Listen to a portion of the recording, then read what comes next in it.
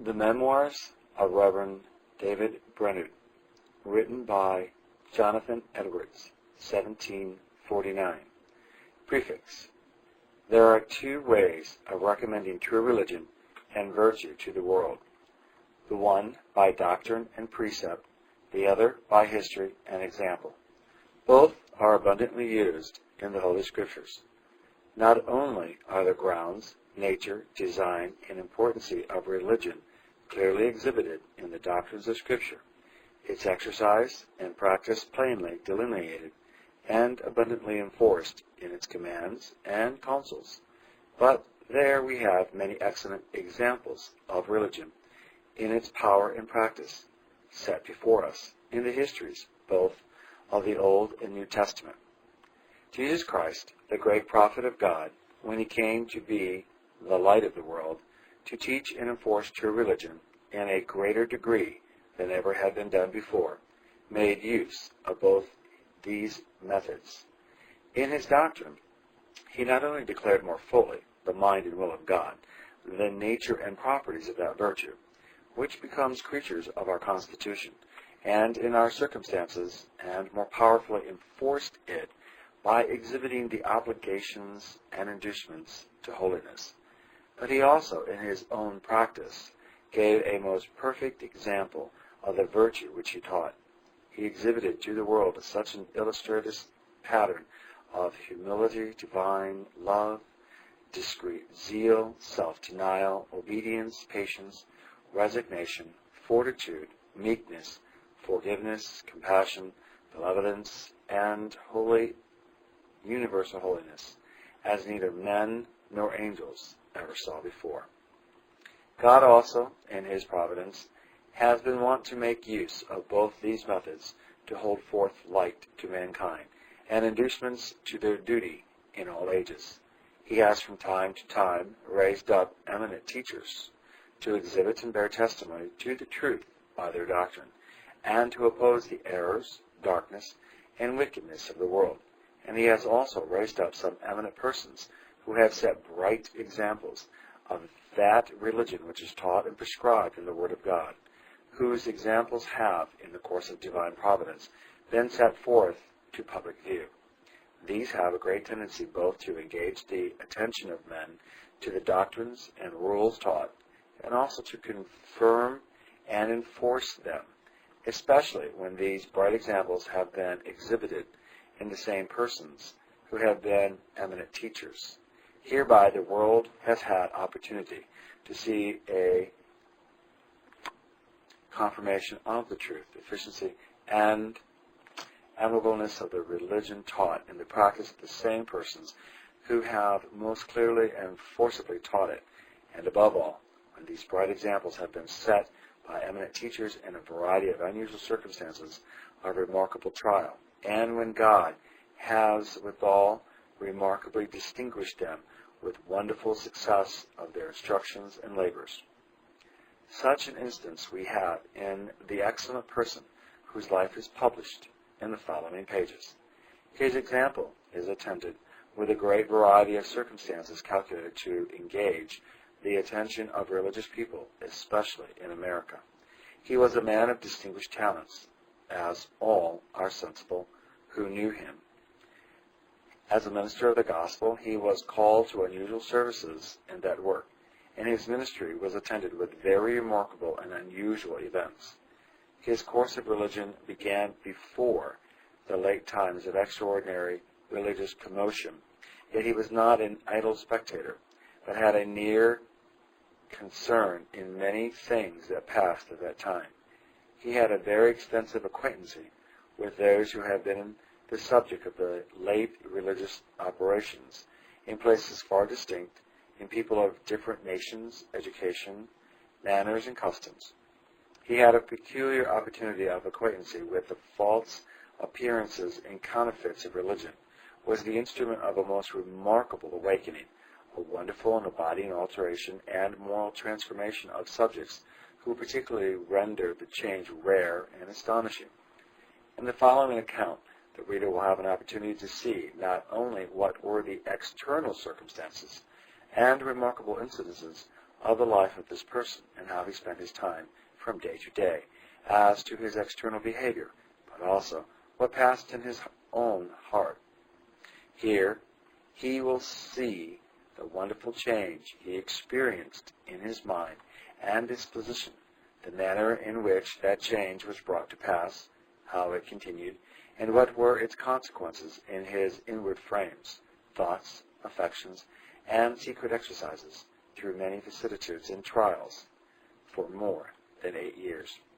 He will also see his sentiments, frame, and behavior during a long season of the gradual and sensible approach of death, and what were the effects of his religion in the last stages of his illness. The account being written, the reader may have opportunity at his leisure to compare the various parts of the story, and deliberately to view and weigh the whole, and consider how far what is related is agreeable to the dictates of reason and the Word of God. I am far from supposing that Brainerd's inward exercises or his external conduct were free from all imperfections. The example of Jesus Christ is the only perfect example that ever existed in human nature. It is therefore a rule by which to try all other examples, and the dispositions, frames, and practices of others must be commended and followed no further than they were followers of Christ. There is one thing in Brainerd easily discernible by the following account of his life, which may be called an imperfection in him, which, though not properly an imperfection of a moral nature, yet may possibly be made an objection against the extraordinary appearances of religion and devotion in him, by such as seek for objections against everything that can be produced in favor of true, vital religion. I refer to the fact that he was, by his constitution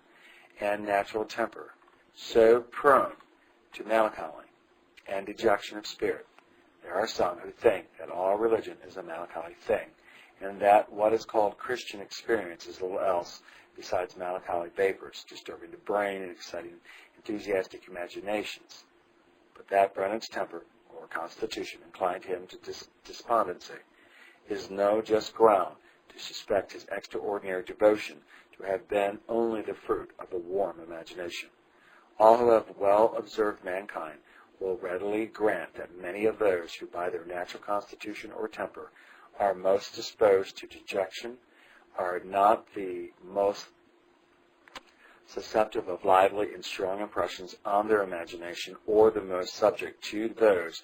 vehement affections which are the fruits of such impressions. Many who are of a very gay and sanguine nature temper, most vastly more so, and if their affections are turned into a religious channel, are much more exposed to enthusiasm than many of the former. As to Brainerd, notwithstanding his inclination to despondency, he was evidently one of those who usually are the farthest from a teen imagination, being of a penetrating genius, of clear thought, of close reasoning, and a very exact judgment, as all know who knew him. As he had a great insight into human nature, and was very discerning and judicious in general, so he excelled in his judgment and knowledge in divinity, but especially in experimental religion. He most accurately distinguished between real, solid piety and enthusiasm, between those affections that are rational and scriptural, having their foundation in light and judgment, and those that are founded in whimsical conceits, strong impressions of the imagination, and vehement emotions of the animal spirits. He was exceedingly sensible of men's exposedness to these things, how much they had prevailed, and what multitudes had been deceived by them, by the pernicious consequences and the fearful mischief they had done in the Christian world. He greatly abhorred such a religion, and was abundant in bearing testimony against it, living and dying, and was quick to discern when anything of that nature arose, though in its first buddings, and appearing under the most fair and plausible disguises. He had a talent for describing the various workings of this imaginary, enthusiastic religion, evincing its falseness and vanity, and demonstrating the great difference between this and the true spiritual devotion, which I scarcely ever knew equaled in any other person. His judiciousness did not only appear in distinguishing among the experiences of others, but also among the various exercises of his own mind, particularly in discerning what within himself was to be laid to the score of melancholy, in which he exceeded all melancholy persons that ever I was acquainted with. This was doubtless owing to a peculiar strength in his judgment, for it is a rare thing indeed that melancholy people are sensible of their own disease, and convinced that such things are to be ascribed to it, as are its genuine apparitions and fruits. Brainerd did not obtain this degree of skill at once, but gradually, as the reader may discern by the following account of his life. In the former part of his religious course, he imputed much of that kind of gloominess of mind and those dark thoughts to spiritual desertion, which in the latter part of his life he was abundantly sensible were owing to the disease of melancholy. Accordingly, he often expressly speaks of them in his diary as arising from this cause. He often, in conversation, spoke of the differences between melancholy and godly sorrow, to humiliation and spiritual discretion, and the great danger of mistaking the one for the other, and the very hurtful nature of melancholy, discoursing this great judgment upon it, and doubtless much more judiciously for what he knew by his own experience. But not to argue from Brainerd's strength of judgment merely, it is apparent in fact that he was not a person of a warm imagination. His inward experiences, whether in his convictions or his conversions, and his religious views and impressions, though through the course of his life, were not excited by strong and lively images formed in his imagination. Nothing at all appears of it in his diary from beginning to end. He told me on his deathbed that although once, when he was very young in years and experience, he was deceived into a high opinion of such things,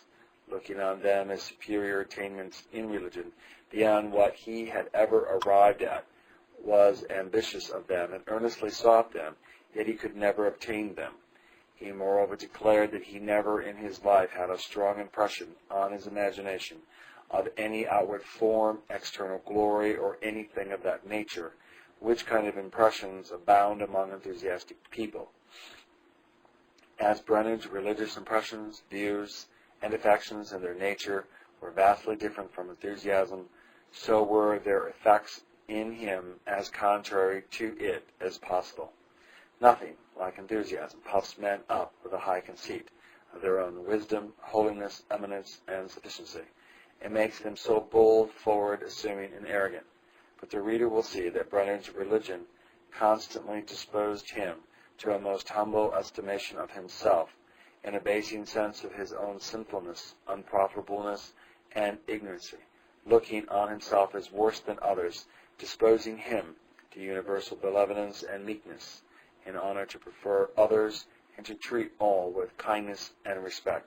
And when melancholy prevailed, and through the effects of it were very prejudicial to him, yet it had not the effects of enthusiasm, but operated by dark and discouraging thoughts of himself, as ignorant, wicked, and wholly unfit for the work of the ministry, or even to be among mankind. Indeed, at the time just mentioned, when he had not learned well to distinguish between enthusiasm and solid religion, he joined and kept company with some who were tinged with no small degree of the former. For a season he partook with them in a degree of their dispositions and behaviors,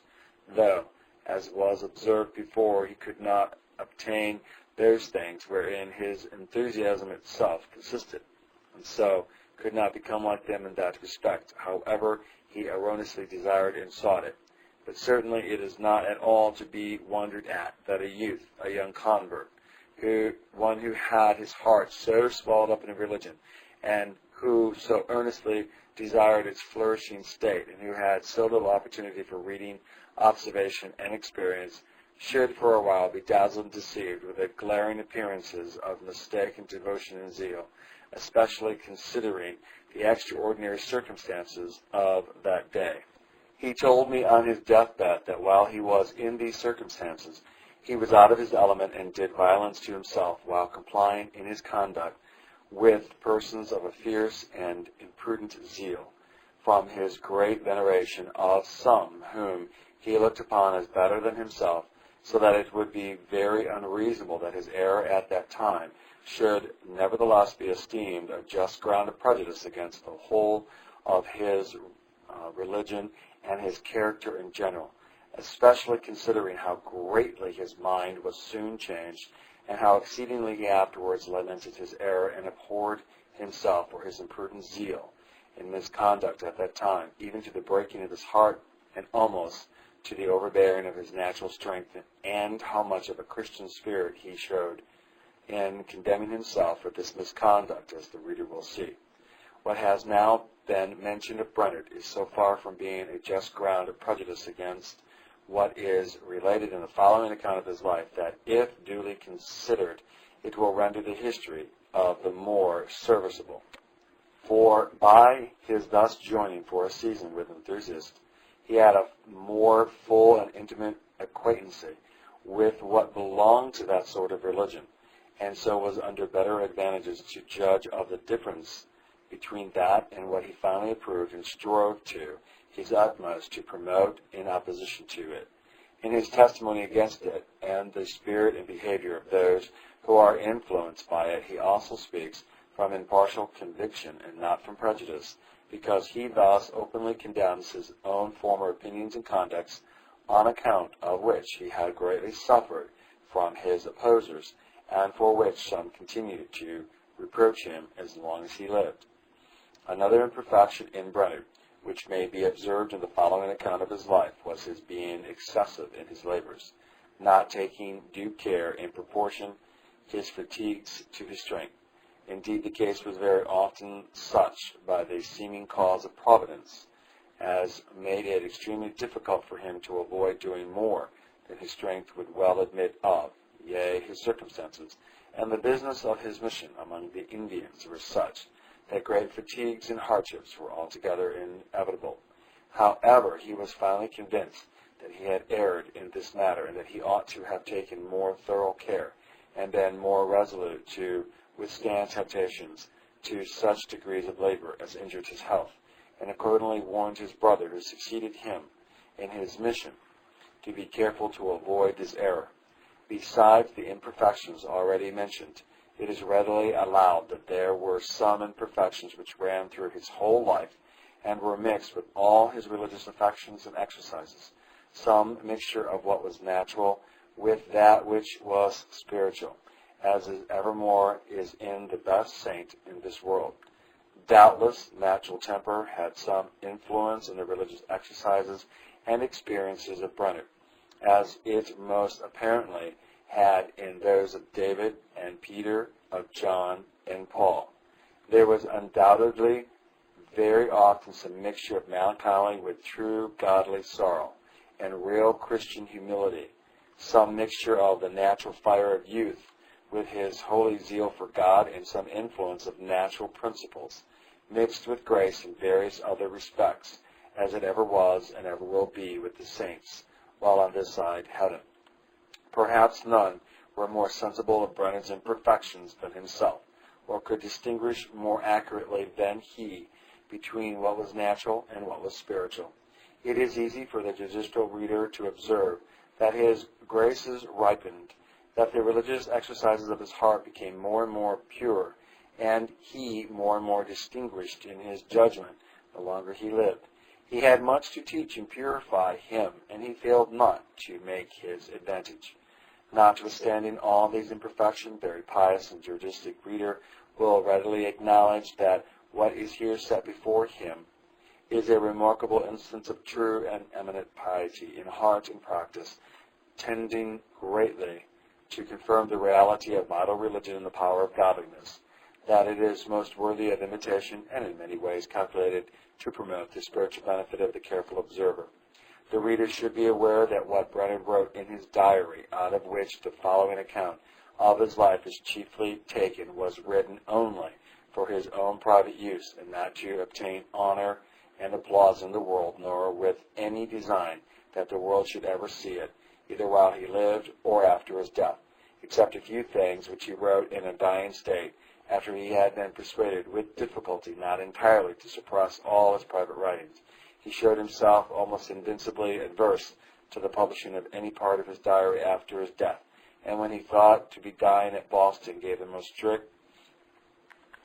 peremptory orders to the contrary, by being by some of his friends there prevailed upon to withdraw so strict and absolute a prohibition. He was finally pleased to yield so far as that, quote, his papers should be left in my hands, that I might dispose of them as I thought would be most for God's glory and for the interests of religion, unquote. But a few days before his death he ordered some part of his diary to be destroyed, which renders the account of his life the less complete. And there are some parts of his diary here, left out for brevity's sake, which would, I am sensible, have been a great advantage to the history if they had been inserted, particularly the account of his wonderful success among the Indians, which, for substance, is the same in his private diary with that which has already been made public in the journal he kept by the order of the Society in Scotland for their information. That account, I am of opinion, would be more entertaining and more profitable if it were published, as it is written in his diary, in connection with his secret religion and the inward exercises of his mind, and also with the preceding and following parts of the story of his life. But because that account has been published already, I have therefore omitted that part. However, this defect may, in a great measure, be made up to the reader by the public journal. But it is time to end this preface, that the reader may be no longer detained from the history itself. Footnote: the extracts in the journal are in this edition for the first time incorporated with the rest of the diary. End of footnote. This is written by Jonathan Edwards concerning David Brainerd. Jonathan Edwards is in my descent. He's a great uncle of mine. So it is of great joy that I'm able to read this and own a copy of his first edition of the Memoirs of David Brainerd from 1749. This is being read by Peter John Parisi, also known as Brian Dean, founder of the School of Prayer.